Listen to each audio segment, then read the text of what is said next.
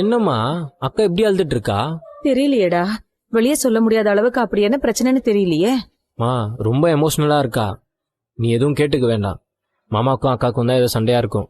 அப்புறம் பொறுமையா அவளே என்னன்னு சொல்லுவா. நான் வேணா அப்புறமா மாமா கிட்ட ஃபோன் பண்ணி கேக்குறேன். அவர் ரெஸ்ட் எடுக்கட்டும் விடு. எனக்கு வேண்டாம். இப்பதானே காஃபி வேணும்னு சொன்ன. இவங்க போடுற காஃபி கசாயம் மாதிரி இருக்கும்டா. அங்கிள பாரு. அண்ணி எனக்கு காஃபி வேணாம் அண்ணி. சரி ஓகே, உங்க 2 பேருக்கும் பிரேக்ஃபாஸ்ட்க்கு என்ன வேணும்? ஏய் ஏன் கேள்ற? இல்ல ரோஹிணி தான் இதெல்லாம் சொல்றாங்களான்னு நம்ப முடியலடா. ஓஹோ இப்ப நம்ப முடியுதுல்ல? ஆமா ஆமா நிஜம்தான். ஸ்ருதி விளையாடாதீங்க. உங்களுக்கு என்ன வேணும்னு சொல்லுங்க. எனக்கு எதுவும் வேண்டாம், நானே பிரெட் டோஸ்ட் பண்ணிக்கிறேன். பெஸ்ட்டுங்க. ரவி உங்களுக்கு? நீங்க என்ன பண்ணாலும் ஓகே அண்ணி. ஓகேங்க.